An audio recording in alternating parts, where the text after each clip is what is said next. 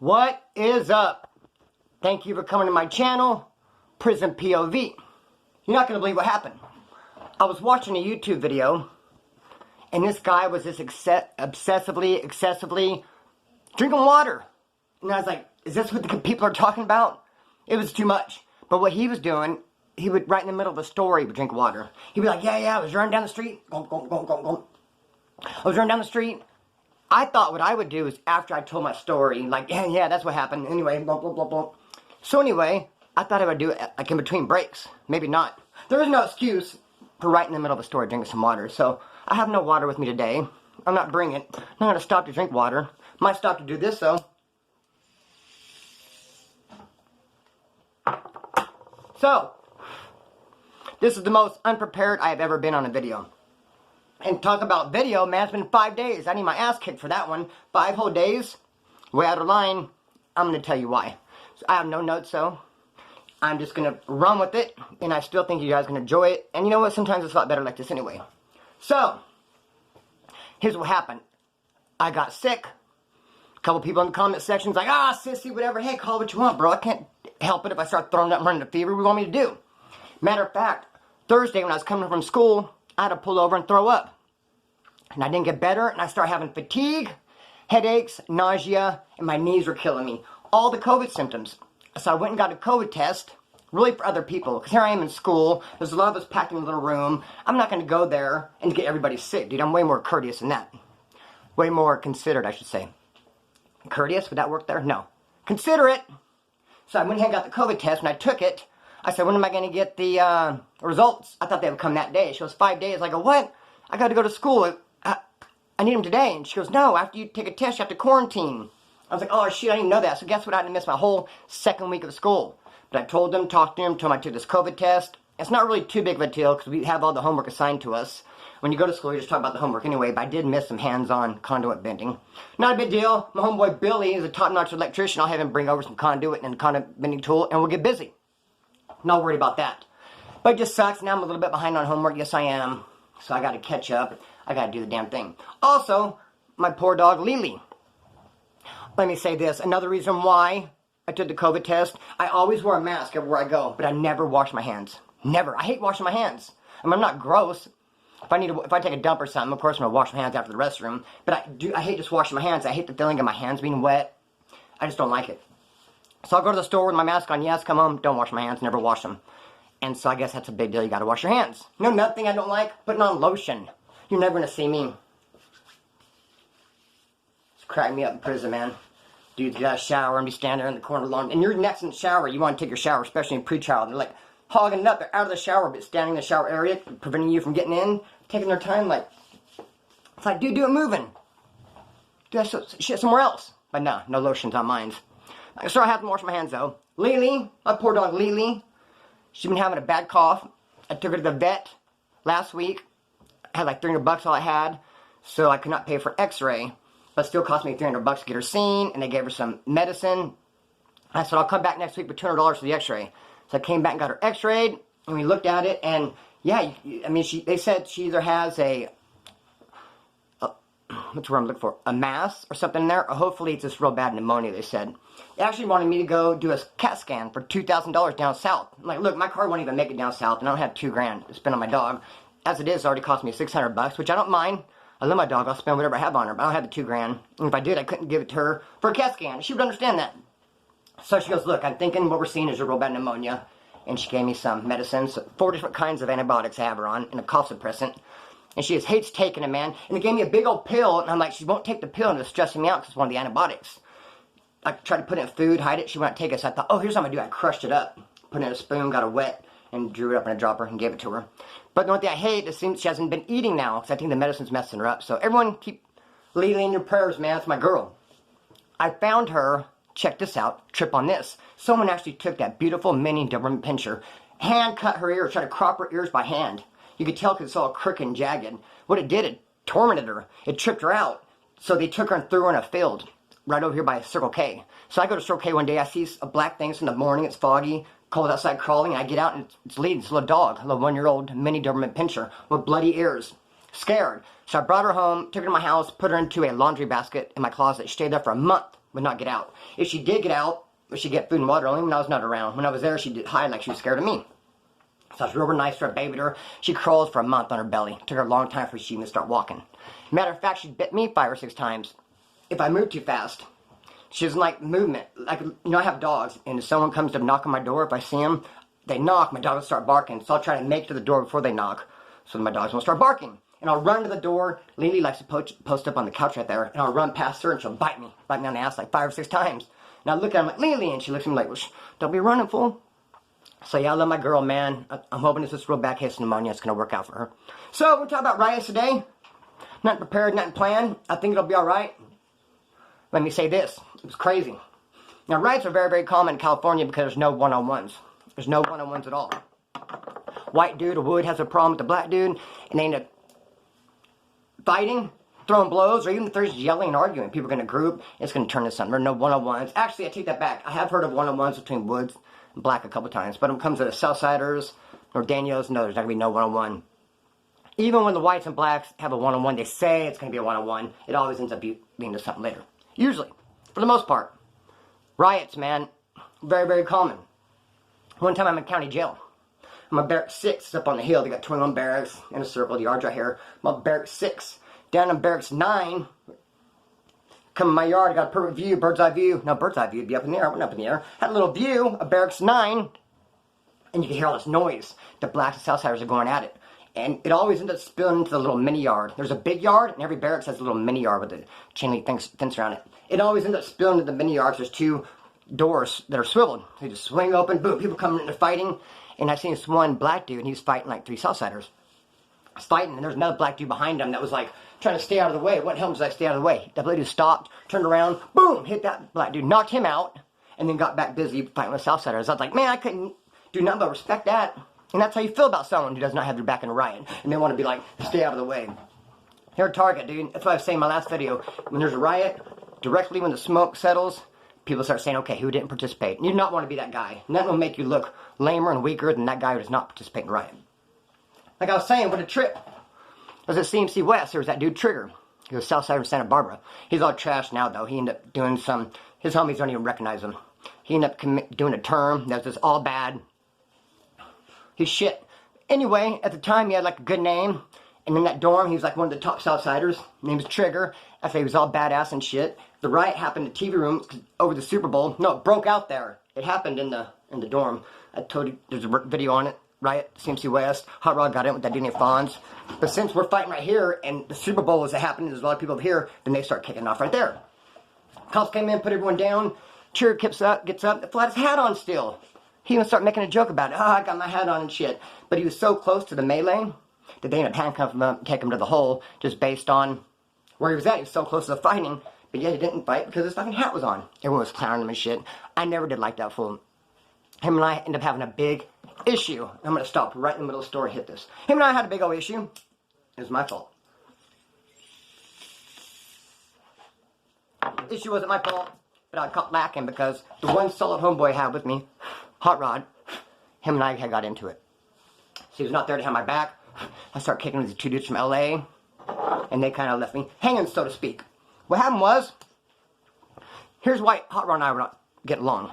Because he's real solid, and he's real about his word. I am too. I'm not like a flake. I'm not going to burn people, but I will get a little bit sloppy in my word. Like, you know, if I owe you a case of soups on this day, and I'll kind of give you 12, and maybe 12 next week, I'll try to finagle. I'll get by. I don't want to come off all my shit. And what happened was I owed some dude a money for a joint. And then I got some stuff. Instead of paying the dude I owed for a joint, I went and bought another one. Hot Rod's like, no, dog, you should have took that money and paid the dude you owed for the joint he gave yesterday. I said, why would I do that? He doesn't expect me to pay him until next week. I'm not even expecting the money now. So I'm going to take what I got right now. I'm going to go buy another joint. And Hot Rod got all mad. So, he didn't like that kind of a get down. But he's solid. Because like I said, one time he owed this dude a case of soups. Hot Rod went to the store, only had a case of soups. The dude he owed went to the store for a whole $100, and Hot Rod gave it to him. Dude's like, no, keep your case of soups, dude. I just spent $100. That's all you got. Hot Rod's like, no, I owe you a case. I'm gonna give it to you. See, me, I'd have been like, dude, I only got a case, man. You went 100. Could I give you 12 now, 12 later? That's when I would try to finagle. Hot Rod, no, he owes it. He's gonna pay it. So he just kind of disagreed with me how I handled that joint deal, and so him and I kind of quit talking. Then I started hanging out with these 2 dudes from LA, Warrior and Rook. And that dude Trigger, he's gonna pay him $50 to shade my hood. And usually I'll just have Woods work on me for free. I talked about that in other videos. White boy's gonna tattoo on you for free. I would never pay a white boy for work. Unless I had a little deal with them worked out. But no, homeboys tattoo on each other. You're gonna pay a sauce out of though, for the most part. Really not gonna do it for free. $50 to shade my hood, and I wanted it done bad because tattoo Wasco Mike, when he's my celly, a Wasco A-Yard, outlined my whole chest plate. Him and I got into it as well, because he wanted to outline it and shade it all in one setting. I was like, nah, dude, I go outline it now and shade it later. He's like, dude, this is the only session you're going to get. If you don't get it done now, it's never going to get finished. I thought he was bullshitting. So I called him, and I just said, no, just fucking outline it. I thought I could talk him into the shading later. I couldn't. I got kind of mad at him. Like, dude, you're not going to shade it, motherfucker? It's fucked up. Maybe Pro was just only that line. He's like, dude, I told you. Be that as it may. So I just made this deal with Trigger. He did half of it. And instead of letting him finish, getting the $50, I was like, dude, I'm only going to give you 25 and have you do half. I don't even want you to finish the rest. Have someone else do it. And he went crying to fucking Warrior and Rook. And they came, said I have on my back, said, Jay should have told Trigger, nah, dude, if Splinter only wants to play half now, fuck it, you don't have to have good. You don't have to have you do the tattoo work on. Fuck, he's going to pay you for what you did. You don't have to do no further work if he doesn't want to. But no, they sided with him. Warrior and Rook did. It's like, Splinter, really think you should. It's not my homeboys, not homeboy. Well, it doesn't matter if they're LA and Bakersfield, still call them homeboy for getting on the yard together. SoCal homeboys. They didn't have my back, dude, so I ended up paying Trigger and getting it done. Never liked that motherfucker. Hot Rod ended up making up, him and I, and it was all good. Under the hole together after that riot. So, what else? Riots, man. Tell you another riot about Hot Rod. I'm doing more smoking than I was drinking, huh? You guys are like, dude, go back to the water, homeboy. That pipe's the problem. So, Hot Rod, I'm telling you about this riot between the Bulldogs and the Woods at Pleasant Valley. Now, the Bulldogs and the Woods have a long-standing beef. A lot of problem. I've been out of prison for several years. I can only speak on what was happening when I was in there. They weren't doing this 50-50 yard stuff when I was in there. I mean, for all I know, Woods and Bulldogs are getting on great now. I don't know. I can't speak on it. I guess I could ask some people that are doing time, but talk about other things. When I was doing time, Woods and Bulldogs, big problem. I think a lot of it was stem from the whole D6. I'm going to do a video on D6. That's one of the active yards in all of California. Very, very active. Because it's a reception hole. Anyway, I'll get into that later. So, they would do a roll call. And I think the Bulldogs, no, I don't think, I know for a fact we disrespect the roll call. So they're like, excuse me on the tier.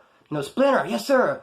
Good night to you and the rest of the white men on the tier. We can't do all the roll call thing. The Bulldogs start flushing, stomping, barking, hitting the doors, mess with the roll call. And they start sending words out that on site with the Bulldogs. So then on the cells, like D-Yard, top and bottom tier, they put the Woods and Southsiders on one tier, and the Blacks and Bulldogs on another. Have to keep them separated because on site.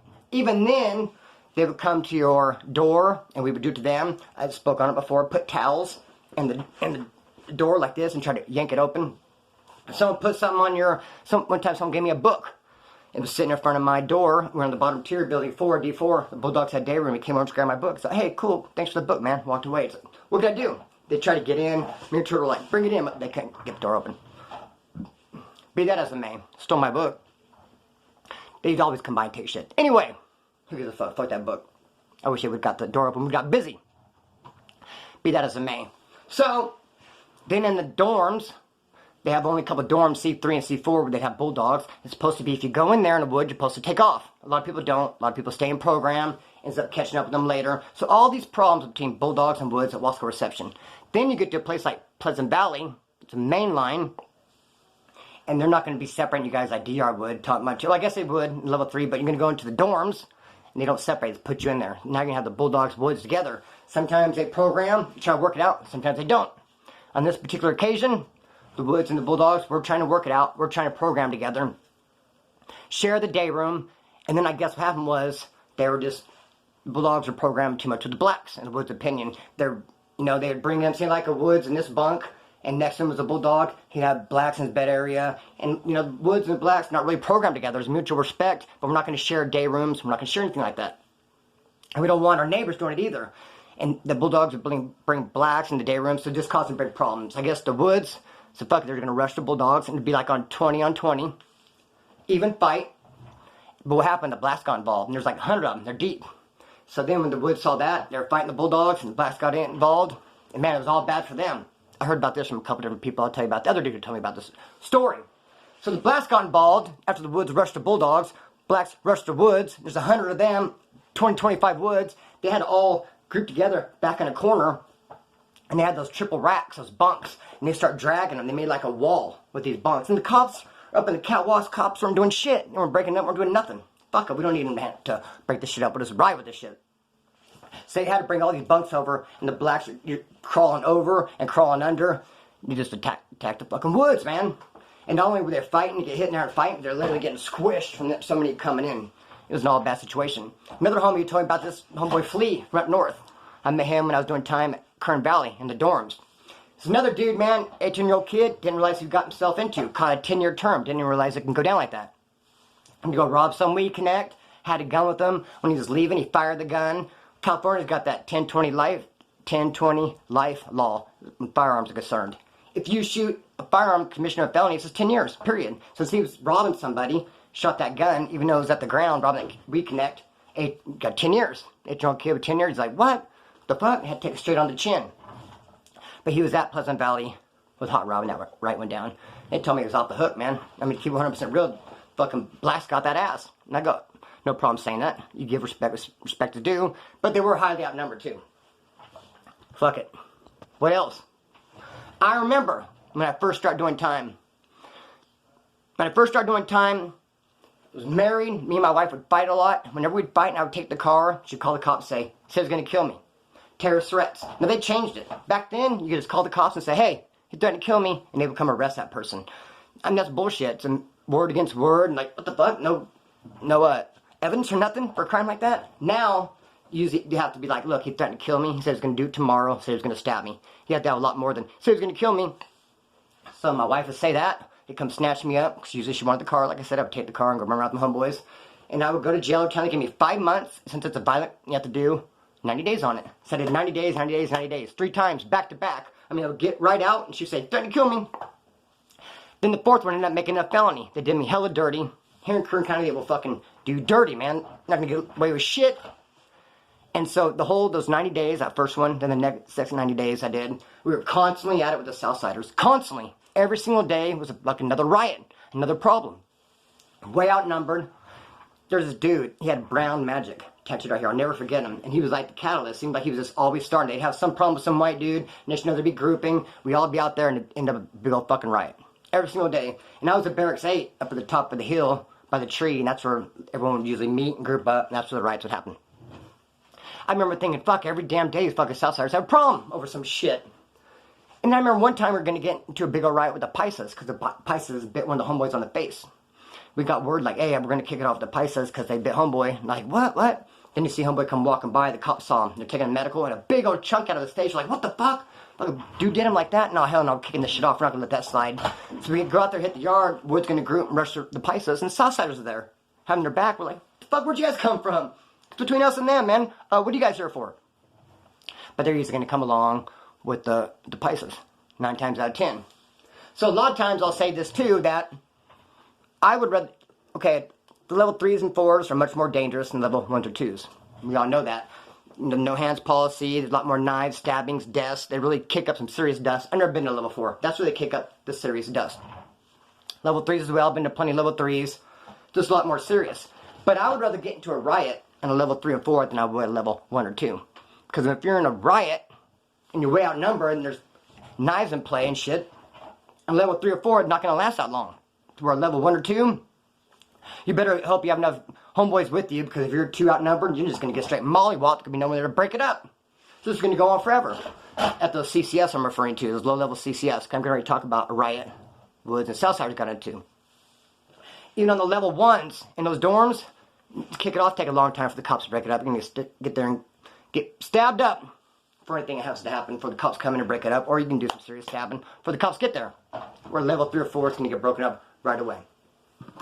When I was in Mesa Verde, I spoke on this before, we were going to get into a big old riot with the Southsiders. They had us way outnumbered. We were all grouped up, about 30 woods or so. There's about, I don't know, 60, 70 of them. Can't quite remember. But I know they're in groups of 10. That is, they're in groups surrounding us. And I saw, like, swords, dude. Big-ass fucking swords. Like, where in the fuck they get that, man? Straight samurai sword and shit. Gling, it's all shining in the fucking moonlight. That would have kicked off. That would have been a bad one. We were way outnumbered, and they had some serious weapons, and no one would have been there to break it up. It would just rock forever. But fuck it, man. That's the way it is sometimes. So riots, they're going to happen. Very common. Woods were always outnumbered for the most part. But we still ride. Don't give a fuck. I'll tell you about another riot. Wasco Yard. The Woods got into a riot with the blacks. And it was over a workout area. And homeboy Reckless, rest in peace, one that kicked it off. He was having words of blacks and the Woods are workout area. It's real close together. So I don't know if they've got too close. They're going to bump shoulders. Some shit. Reckless is talking crap to some black dude back and forth. When the black dude jumped up to do pull-ups, Reckless came behind, gave him a rib shot. Boom! Boom! Cracks. Big riot. Whites and blacks. Thing about, though, they came and snatched up the homeboy Casey. Threw him in the hole. He'd been down 5 years, getting ready for parole. He was madder than a motherfucker. They took him for Reckless. Cops did. They thought he was the one that started it. And Reckless out in the yard. Didn't get in no trouble at all. And I remember talking to Casey later. He's like, yeah, I just feel like... You almost feel like Reckless should come say, hey, man, that was me. I started the riot. Not him. Get him out of the hole and put me in there. But yeah, right. No one's going to do that. No one's going to fucking make you do that. Just like I said before, they snatched me up one time. CMC West. When the IE car jumped some dude. And the cops seen one of the hitters run away. And he had a piercing in his eye. And we're about the same size and weight. And the cops saw my tattoo right here. Thought that was a piercing. And I was on my bed and I'd been picking my neck. So I had like a zit. So the cops saw the redness. And they saw this. Snatched me up. Going to put me in the hole. Handcuffed me, already had me in R&R for the assault. And then my homeboys were all mad, and they went and told the IE card, like, look, we want you to fucking make this right. Go tell the cops, no, this dude did it. And they're like, what? Yeah, right. You can't make us tell on ourselves. But it's true. No one's got to tell yourself. If you go down for someone else did, fuck it. That's just the way it is. Yeah, man. What else? What else can we fucking talk about? There's tons of riots. I'm about 22 minutes. I'm just going to keep this... What are you going to keep, Splinter? Now you're not even talking. I'm just going to keep this. I had no idea what I was going to say after that. But anyone who's going to watch the video this long must be part of the point of view crew, so I don't have to be too careful about what I say. Do I?